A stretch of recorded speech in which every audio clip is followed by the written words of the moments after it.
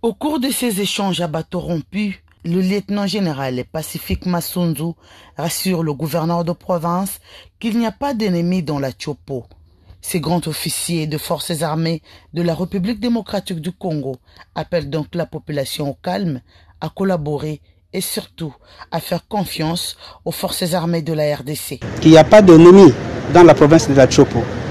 Ce sont des intox et ce sont des fake news pour lesquels les autorités militaires ont demandé à son Excellence une sensibilisation de la population, de manière que la population puisse avoir confiance en son armée, qu'elle puisse collaborer avec les services de défense et de sécurité pour donner toutes les informations nécessaires pour en vue de pouvoir vous sécuriser convenablement. Quant à la situation sécuritaire dans la province du Nord et Sud Kivu, les porte-paroles précisent. La province du Nord Kivu n'est pas encore occupée par l'ennemi et celle du Sud Kivu. J'espère que sur la province du Sud Kivu, il y a 4 territoires qui sont presque entamés sur le 8. Donc vous allez comprendre que toute la province du Sud Kivu n'est pas sous occupation ennemie ni celle du Nord Kivu. Comment voulez-vous que l'ennemi qui n'a pas encore fini à conquérir toutes les 2 provinces puisse parachuter et se retrouver dans la province de la Tchopo? Pour ce faire, le lieutenant-général Pacifique Massunzu exhorte l'autorité provinciale à sensibiliser la population et à ne pas se fier aux fausses informations.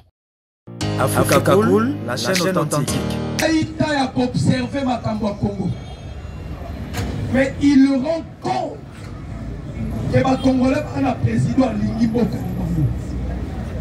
Le président des États-Unis, alors il rend compte que les Congolais ont un président Lingibo Kanabango.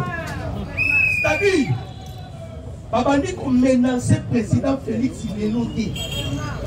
Pour les autres, vous avez donné son balobi, article constant dans le discours. Bien que Massenga Kibisoto dialoguer, on a dit on ne peut pas dialoguer avec les M23. Et les lois Oyo, Conseil de sécurité des Nations Unies, ils ont reconnu les M23 comme des terroristes.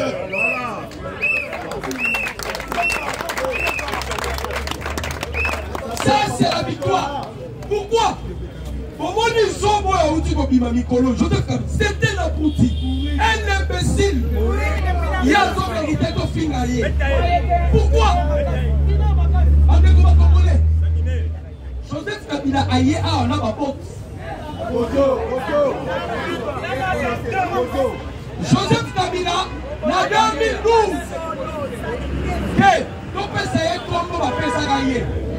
En 2012, Kabila a l'Obama M23 sont des terroristes. En 2012. En 2025, Kabila dit que les M23 sont des Congolais. Quelle contradiction? Yo que comme ça la doctorat. Obimi la sortie médiatique. Et dans les émissions qu'on est comme ça la doctorat, il n'y a pas un gars. Nous avons informé Bino dans Minito. Kabila Zongi la rébellion. Pour votre information. Il a délégué lobby à délégué qui est un ancien gouverneur, il y a Tanganyika. A Kende Komona Yakotumba. Va convaincre pour que Yakotumba ait sa accès à Kota Uvira, à Kita Baraka, à Yafizi pour mon académie. Parce que le chef d'état-major Rwandais, Moubarak Moura, a dit que Paul Kagame, tu as la difficulté à détruire la Uvira. On peut permettre de s'auto-contacter. Tribu à Moubembe, notre tribu à Yakostumba. Il y a Moubembe à Pitakwir. Il y a Yakotumba. Le 2 tribus ne permettra pas. Moi j'aime lire de Bronchir. Branham a comment à Bronchir, mon poison de la cible, le vaincu et le vainqueur. Branham Aloba, on ne peut pas négocier avec les diables. Si on négocie avec les diables, Dieu ne sera plus ton Dieu. Voilà. On doit combattre les diables. Voilà. Ils se sont négociés avec les diables qui sont les M23. Voilà la conséquence même à ce moment.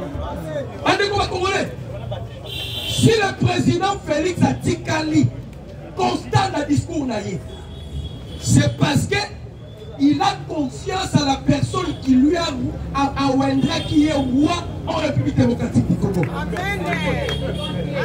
Voilà pourquoi le chef de l'État a quitté. Nous avons Herman Cohen. Herman Cohen a dit que c'était fêlé. Elle fait fêlé. On a piégé Paul Kagame. Dans la négociation de Bibisi Kagame, dans le Baka aujourd'hui les gens me donnent raison. Le président Félix est venu enseigner la politique au monde. Oboya. Si c'est qu'il y a enseigner la politique dans le monde. Qu'est-ce qui fait que l'élo, la grande pétale,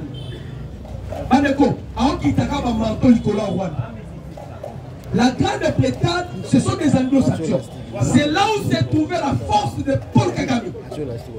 On a fait la diplomatie avec le président Félix.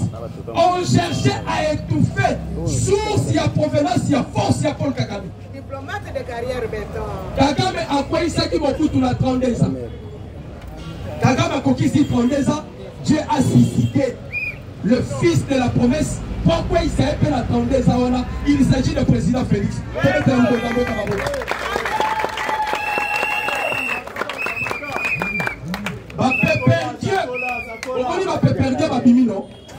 C'est que les gens ignorent. Dans la vie, notamment à l'époque, si vous allez dans la Bible, la façon dont Dieu a marché avec Moïse, c'est différent avec Abraham. De la même manière, Dieu a marché avec Josué. C'est différent avec les Caleb. Moutou na moutou, a la potentialité de la part du Seigneur. Le président Félix, c'est très difficile que Tshisekedi ait échoué. Vous savez pourquoi? Le président Félix a suivi au compte. La première mandature d'ailleurs. C'est ce qui fait la force du président Félix. Dans ce cas, Paul Kagame, nous n'avons pas besoin de. Est-ce que vous savez que Rwanda a obéi à son année dans le coucou? A obéi à son année, pourquoi? Marco Rubio, le patron de la diplomatie américaine, a béni Kagame à l'obéi, on te donne une semaine. Ceux qui vont limiter pendant une semaine, le Rwanda n'existera pas dans la cartographie africaine.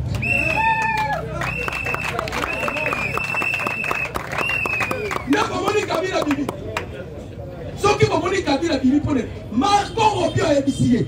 Et bien, l'année qui a eu beaucoup de David Lamy, Yazali, le patron de la diplomatie à Britannique. À Kakutana Paul Kagame, je m'excuse. Dans l'Italie, ça ce qui s'est passé. David Lamy a télémi, Kagame a lancé le beaucoup. Pesa le beaucoup. Si你咁樣攞個David Lamy après si Kagame est monté boy. Kagame a sorti la David Lamy a otale n'elama. Les politiciens ont eu un signe Rwanda. A commis qu'on décortiquer. On peut parler si mal si ça. A zongi le beaucoup. Paul Kagame n'a tendre hier le beaucoup. Il y a zongi si mal. A otale n'elama. Donc à zone qui sait que tu ne plies aux gens sous moutou. Tu osais le pas. Osez le pas pamba. Akutani na ye kolongwaka longwe kuna martoe va suspendre tous les aides. Les Rwandais ne vivent pas avec nos minéraux. Pour votre information, les Rwandais vivent avec les aides humanitaires. Maintenant, qu'est-ce que le président Félix a fait? Il y a un moment pour piéger qui va continuer à Bakoui la Bissau. Quand piéger Bakoui la Bukavu. Il y a un moment où le président Félix a dit qu'il va avoir qui kimia. Parce que ils sont donnés pour Lukato Yebaka Kesika force ça. Pour tout Lukanini, tu es étouffé. On a étouffé Paul Kagame. N'est-ce pas étouffé Paul Kagame? Ma PC ultimatum il y a 7 jours et si la samedi. Voilà pourquoi Momoni a commis que ne soit pas dans la école. Par force. C'est un problème interne congolais. Moutaliga Blanchir, Joseph Kabila. Non, les prêtres catholiques. On rencontre aujourd'hui. Ah, moi je ne suis pas la catholique. On rencontre aujourd'hui le porte-malheur, il y a un Congolais en République démocratique du Congo, c'est l'église catholique.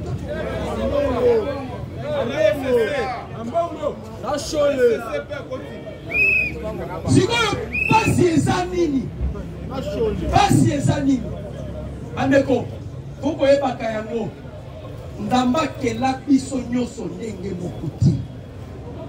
Nous sommes représentés comme des étoiles. Étoiles, étoiles, Nicolas Priyakananeng. Je ne peux pas me comparer avec un professeur. Parce que ma question est bien professeur. Et ça, ma question est négative. La différence est que le président de la République démocratique du Congo, Félix Antoine Tshisekedi Tshilombo, même moi, je me pose la question. La capacité ya mayele ya boye ezo bimela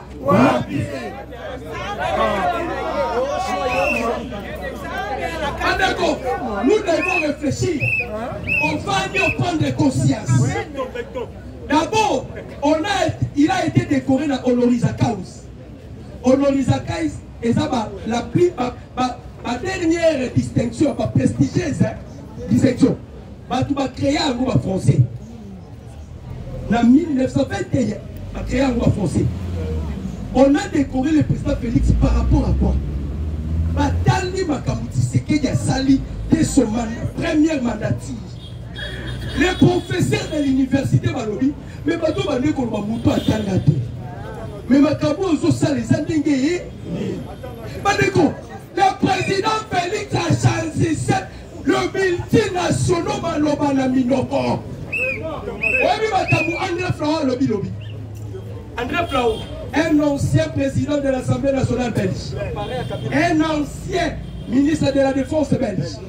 À lobby, la Belgique a la carte routine Kabapio. Rwanda Amata Akita, il sera cloué. Et un Français qui est plus loin lobby, Paul Kagame, au lieu de la guerre dans RDC, tu veux faire la guerre avec la Belgique, là où se trouvent les institutions diplomatiques. Oh madame qui te faut koufa. Bonne année. Le président de la République, un Dieu est mort. Je vous ai toujours dit, nous avons un don dans notre pays. Mais on se rend compte, les gens ne tiennent pas compte de ces dons. C'est Dieu qui nous a légué le président Félix. C'est un don du ciel pour le peuple congolais. Ça, c'est une bénédiction aussi. Qu'on a le président Félix à la tête de notre pays. Oh, Moundela Yé, Moundela Yé, Moundela Yé, Moundela Zapouké. Moundela Kokita Lobi, non, je préférais négocier avec Tshisekedi. Parce que la continue la loyauté. Et je continuerai à servir le peuple. Ah, Tozo Bounda, président Félix Aye, après 32 ans, on va Congolais dans une souffrance. Le chef de l'État Lobiabi finit la génocide en République démocratique du Congo. Tozo rendre hommage. Et pas il y a Jean-Pierre Bemba. Tout le monde est là, Jean-Pierre Bemba.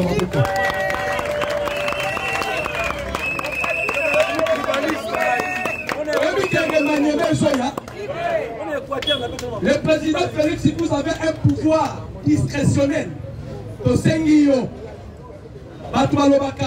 ne change pas l'équipe qui. Dans la mission Jean-Pierre Bemba. Président Félix, dans la mission Maman Thérèse Kaïkwamba.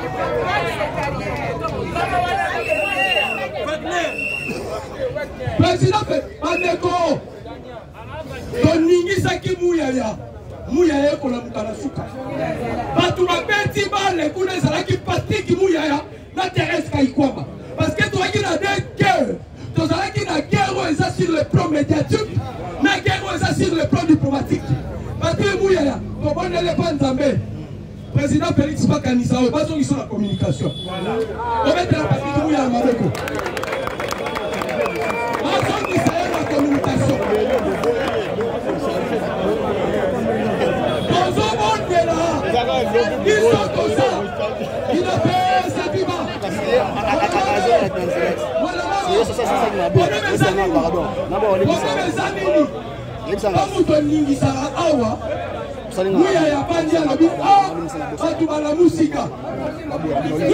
Vous avez vu Mouya parmi bateaux Moukontambo Katini ma mission.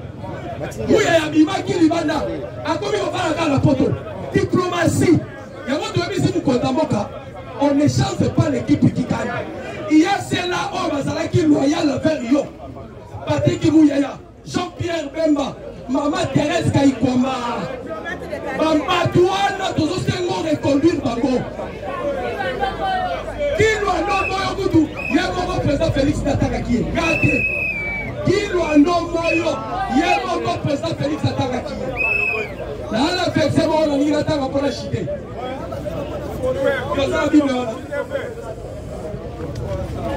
Boyo Kabino Moko.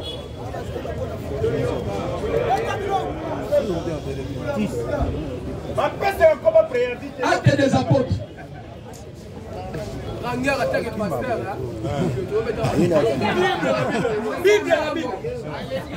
Acte des apôtres. 24, 3e verset. C'est puis c'était 143. Si on a vu qu'on a mis la Bible, Acte des apôtres 24, 3e verset. J'ai dit au nom de Jésus. Très excellent Félix. Très excellent Félix. Tu nous fais jouir d'une paix profonde. Tu nous fais jouir d'une paix profonde. Un jour, la paix qui régnera en République démocratique du Congo sera enviée partout dans le monde. Et comme il a souka. Cette fois-ci, c'est la paix qui va régner en République démocratique du Congo. Parce que la Bible affirme au nom de notre président de la République que Félix, tu nous fais jouir d'une paix profonde. D'une paix profonde. Et cette nation a obtenu des salutaires réformes par tes soins prévoyants. C'est ce que nous reconnaissons en tout et partout avec une entière gratitude. Gratitude.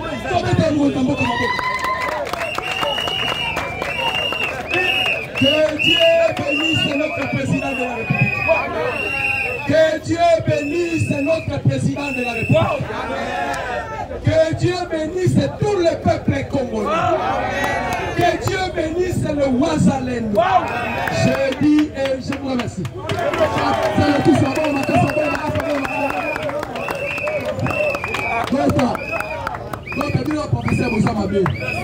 Le président dit merci, il a fait tout ça la communauté, la mission de peuple d'abord. Nous sommes là pour tout ça l'église, le peuple d'abord. Nous sommes là pour toute la communauté, la communauté, la mission. Nous sommes là pour la participation pour la communauté.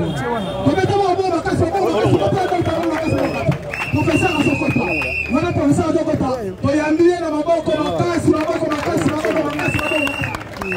IDPS viva. Fatime. Salut aux parents de la nation parce que vous le méritez. Salut à la première dame, salut à la conseillère du chef. J'ai dit salut à tout le monde. Combattant, si tu refuses à être serviteur de quelqu'un, il faut être d'abord serviteur pour devenir patron. Je vais ici dire la Bible. Josué, c'est un serviteur de Dieu. Josué, a dit serviteur de Dieu. Merci.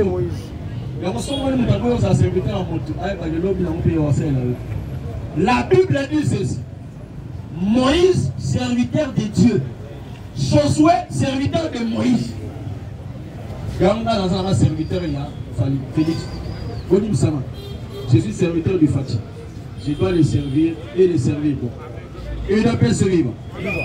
Au Mata, au Kita, na Congo, au Bengalabang, au Longwa, au Tikambo, pourquoi je l'ai dit? Les lots, au moment où il y a bombardement, il n'y a pas. Les Congolais, tout côté à la posola, la bombarda, mais le bilan de ces panthères, on ne va pas négocier avec eux. Qu'est-ce qui s'est passé dans Nabar? Bayen Nabar, 2 militaires M23. Bakoti premier jour. Bayen, braqué Batu Nabar. Baboto li bambo wala appareil nyos. Premier jour. Basi bango bambo appareil babimi. 2 messieurs. Le coup de la place de mon William, il deuxième fois. Il y a une deuxième fois. Mon gars mis la porte, on me sort à côté de la salle de la sous. Votre habitué, le coup de la place de William, ma poche, ma zui, ma collègue, ma zui, ma l'œil aussi matin. On l'a attaqué. Dès mon qui m'a dit on l'a même brûlé. Dans mon accueil, il y a Pessi Sango, ils sont venus encercler à Toumina Batunaka, il y a pas plus de 200 personnes. Ils ont mis des naissances, ils ont brûlé. Ah je vais dire au monsieur le président de la République, Fatih, mais c'est tout son espace pour le peuple congolais. Tous les validités peuvent avoir mort là-dessus. Parce que, le président, on va dire si on veut négocier avec le Rwanda, qu'il y ait une table, c'est la jeu égale. Jeu égal pour nous, Congolais, nous comprenons. Si au Congo, nous avons plus de 8 millions de morts, nous voulons que le Rwanda aussi puisse avoir 8 millions de morts. Comment on fait ça, Lili? On ne peut pas causer la faiblesse même de nombre de morts. Ils ont tué au Congo, ils ont violé. Comment Bataboko? Moi, la chance, c'est pas petit conseil. Moi, je m'aborde. Il y a ma paix, il y a ma classe. On n'a aucun habit fort. Moi, comme Congolais, j'irai faire mon recyclage et je ferai la guerre. Pour la nation, je me sacrifie jusqu'au sacrifice suprême. Je l'ai dit aujourd'hui au Canada. Et il a fait ce livre. Congolais, vous avez lobby. Général rwandais, vous avez lobby. Général Patrick Nyamvumba. Il dit ceci, il est général à la paix. Nous sommes en République démocratique du Congo pour accomplir notre mission de balkaniser la RDC. Général, général, voilà. Pour bien effacer l'histoire des Congolais dans les Grands Kivu, nous sommes obligés d'amener par force des jeunes Congolais dans la rébellion pour qu'ils puissent combattre contre leur propre pays. Ces jeunes Congolais seront à la première ligne de front pour diminuer les morts dans les rangs de l'armée rwandaise.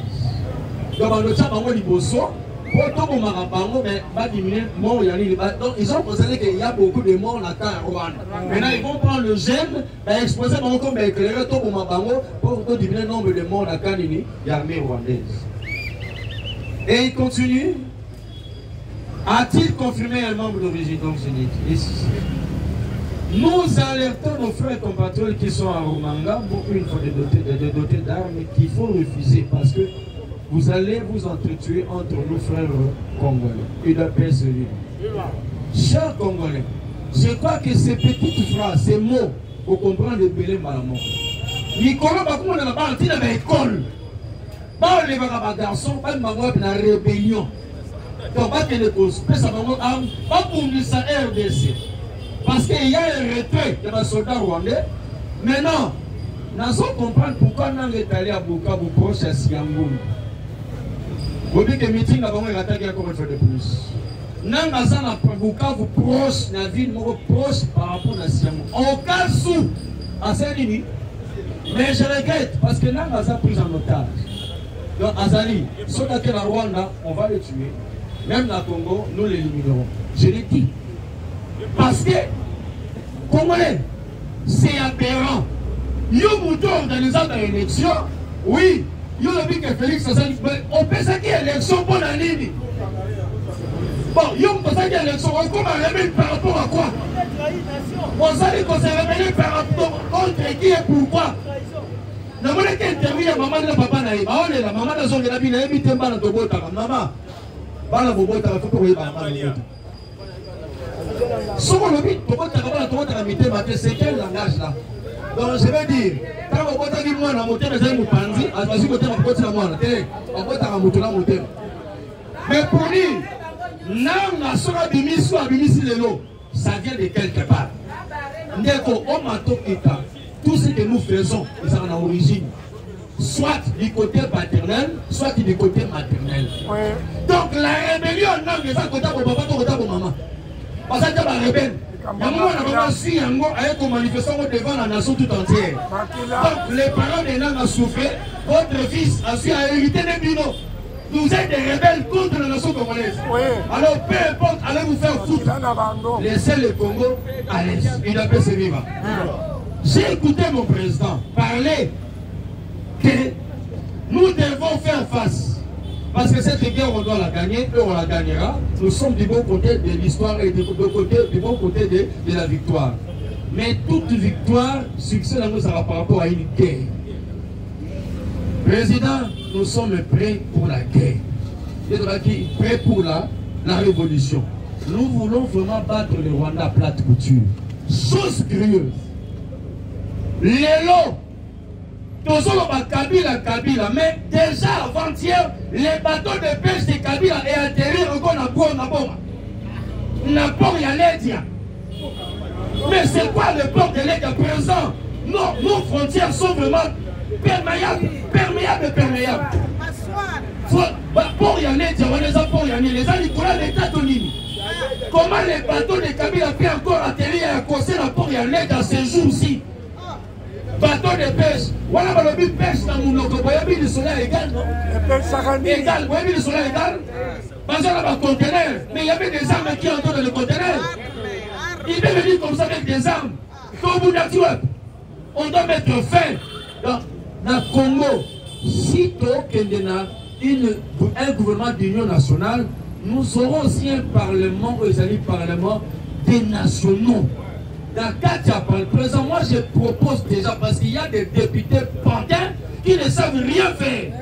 Je propose, lorsque nous aurons notre parlement, il y aura un article qui dira ceci: tous ceux qui ont commis des bêtises au Congo ne doivent plus revenir aux affaires. Ni eux, ni leurs enfants, ni leur progéniture. Le Congo et Kabila a effacé la politique à Congo. Effacé. J'aimerais dire, le nom de Kamé n'est pas un nom congolais. Ce nom doit être effacé. Ni son fils, ni ses petits-fils, ni ses petits-petits-fils, donc l'histoire doit être effacée. Parce qu'il y a des noms, au cas où Congolais, ça énerve. Un Congolais peut faire des dégâts par rapport seulement au nom. D'où, je demande à tous ces députés qui sont au Parlement aujourd'hui, s'il y a une pétition, faites-nous la pétition que M. Kamel sorte du fauteuil du président du Parlement de l'Assemblée nationale. On ne doit pas le voir là-bas. Plus question de le voir. Car s'il faut que Kamel reste là-bas, moi, je serai arrêté. Je l'ai dit face aux caméras. Je serai arrêté. Pourquoi je ne peux jamais tolérer quelqu'un qui est partout, dans tous les dossiers sales? Kamel est là. Dossier à vol, dossier à viol, dossier non sans avis. Et les voir s'asseoir dans le Parlement, alors on a compris à Congolais. Parce que l'Assemblée nationale, c'est l'émanation du peuple congolais. Ce sont les représentants du peuple. Mais celui qui tue le peuple, comment il peut nous représenter? Et bien, je passe à la présidente. Fatiata Yomoko. Mokonzata Yomoko. À tout moment, il y a un son. C'est le président. C'est le président. Alors, comment on peut dire? Pas un son. Mais si on parle de son, il faut ensemble ça. Si il a vu son peuple pour s'occuper de la caméra bien. Et vous allez m'alarmer pour l'État. Il ne peut se vivre. Combattant, je ne suis pas par ici. Vous savez, lorsque quelqu'un fait un bon travail, il n'y a pas de parfait sur la terre. tout le monde par rapport à notre nature, nous sommes faillibles. N'est-ce pas? Parce que quand j'ai écouté parler de Papi Mouya, j'ai vu des réactions ici. Il vient de faire un travail de titan. Na Moussala, Bakou Moussala Moutou na bon travail. Moussala Malamo Longola Nyonso Mabe au Sala. Il y a des gens qui ne savent pas faire du bien aujourd'hui. Parce qu'il y a ça Moutoua de Sénégal Nanini, Namabe. Il vient de faire un travail. Les chefs vont vanter chacun d'eux. Vous qui fait la Bible. Nathalie va communion sauter parce que Azalini est belé. Il y a des noms que le président n'a pas cités. Mais ils ont fait du travail. Des travail en coulisses. Même Jacques Mel a fait le travail en coulisses. Je vous ai dit ici, il a plus ou moins 4 fonctions dans le ministère. Voilà. Sécurité, intérieur, affaires coutumières et décentralisation. Vous voyez que Azaria, c'est la décentralisation. Mais à Panza, 26 provinces. Ils nous ont mis des conflits à part de la tradition, même il y a coutume. Quand il y a un conflit, il y a un chef coutumier. Il y a un Kaboli village sur 2. Parce qu'on est connu aux côté, on sous côté d'une personne coutumier. Kabila a créé. Ils ont créé des chefs inutilement pour nous tuer. Et quand ces gens font du grand travail, comme Patrick Mouya qui a fait le grand travail, on doit les louer parce que le chef a dit qu'on doit les louer. Il n'est pas vivant. Les messages du chef sont chef ou bien. Il a dit. Ce qui n'est pas sambi au chef. Il a lancé au peuple congolais. Il a festé même le peuple. Quand on a festé le peuple, tout ce que le peuple a fait, parce que le peuple a fait un grand travail. On va me poser la question. Pourquoi il y a le bas, mais le bâté. On a qui savent bien. Alors, ceux qui bossent à l'Iboé, comme ça va nous pied. On va faire la raison. Mais vous tous, rangez-vous derrière moi.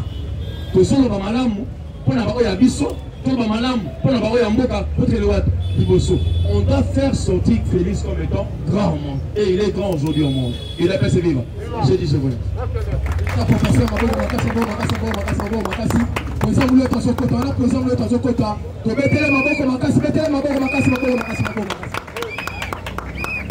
IDPS viva. Viva. IDPS viva. Viva. Tokolonga Tokolonga ti. Merci, merci, merci. Nalinga ya bisabo na loba moi réaction par rapport à mon prof alobi. Na nzela makambo etali Vital Kamerhe. Jésus longa ikolonga ite. Jour moko batunaki Etienne Tshisekedi. Quand vous avez qui rassemblement, mais si c'est que Dieu vous dit que vous avez été boy, n'ayez ni autre dima, pour ça qu'on a pas tout, Baboïs Katoumi, Batouana Nyon surtout. Vous avez été boy, Balit Nayo. Vous avez réponse à Fakia, si c'est que vous avez été boy, vous avez réponse à Zaïni. Et quand tu sais que dans le baki, nous serons pris pas. Il y a moins de Koloba. Malgré la carte union sacrée, même la carte gouvernement, à tête basale, néanmoins Jidas, à l'autre moyen Jésus, n'a pas eu à tête union solo va effectuer, moi je ne vais pas souka, le lot au Kabila Batamaki, le lot au Kabila Batamaki, à Bibito Bibi, Damou. Fatala Ikolobake, FC, c'est Kabila, à trois côtés qui doutent. Mais là, bibité. Pas officier, nous armé. On voit qui va qui va traiter. Le président Fatala Lobaki déjà. Nous allons réformer l'armée. La classe politique. Parce que l'épreuve autour du cas, tu as constaté que Nanya Zaï Moumouna, Nana Naza Moumouna te. Yawon a osé Naoube Teja Pierre de Mamaboko. Alors Moutou Azali Mabete. Mais là, qui c'est le moment Oyo que Azali Mouana Boka. Le président Fatah Sayebi déjà à 4, Banani Baza va infiltrer, Banani Baza va tête. Sayebi déjà. Mais d'accord. Bon, c'est le moment quoi bien. Africa cool, et abena cool, Africa cool, abena cool, le quoi cool matopi. Après, toujours,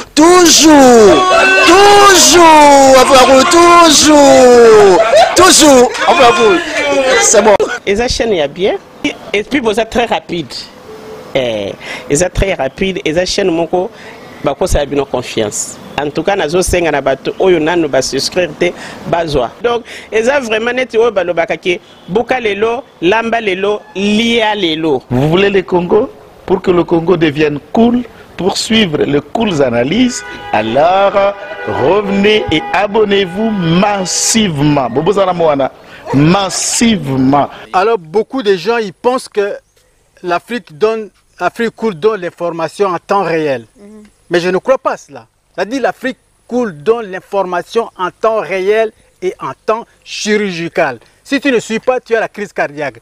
Qu'est-ce que tu penses de l'Afrique cool? C'est Pépélé. Africa Cool, c'est la destination de prédilection pour une communication optimale.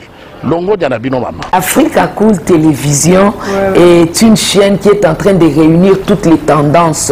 Donc les chrétiens s'y retrouvent, les païens s'y retrouvent, les politiciens s'y retrouvent, les femmes ménagères s'y retrouvent. Donc Eza Eloro Nabiso, to sepe la ranango, yango chaque fois son aïe na Kinshasa, il faut namona Africa Cool. Et au monde de la chaîne Oeza impartial. Et le rôle de Babino, vous méritez le soutien de la population ainsi que des institutions complètes. Bisognoso, tous s'abonner à Afrique Cool. Afrique Cool, oyo.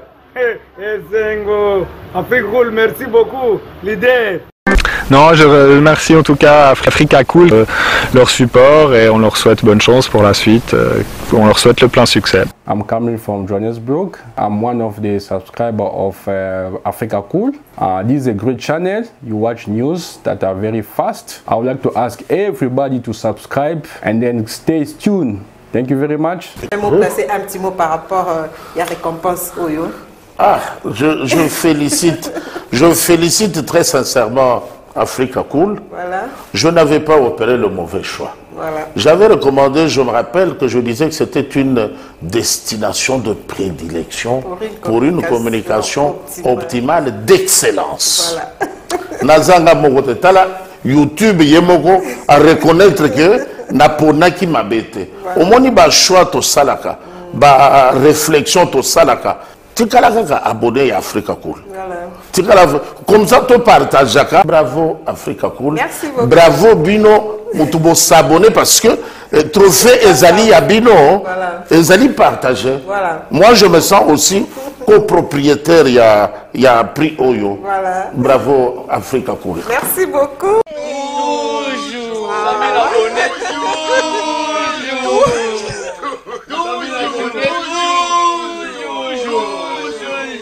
Voilà.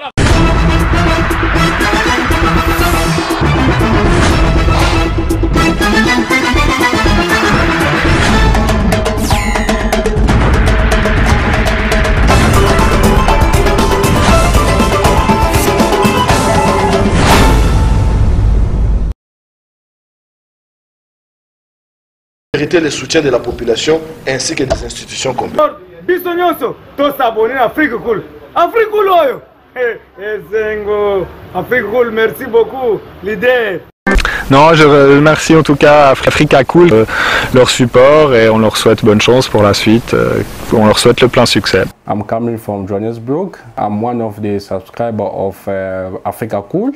This is a great channel. You watch news that are very fast. I would like to ask everybody to subscribe and then stay tuned. Thank you very much. Placer un petit mot par rapport à la récompense Oyo. Ah, je félicite très sincèrement Africa Cool. Voilà. Je n'avais pas opéré le mauvais choix. Voilà. J'avais recommandé, je me rappelle que je disais que c'était une destination de prédilection pour une communication optimale d'excellence. Voilà. Nazanga Mogotala, YouTube Yemoko à reconnaître que Napona qui m'a bêté. Au moins, il y a choix to salaka, ba réflexion to salaka. Tu as abonné à Africa Cool. Voilà. Comme ça, tu partages. Bravo Africa Cool. Merci beaucoup. Bravo Bino. Mutubo s'abonner parce que trophée Ezali à Bino, Ezali partagé. Voilà. Moi, je me sens aussi copropriétaire il y a prix Oyo. Voilà. Bravo Africa Cool. Merci beaucoup. Toujours.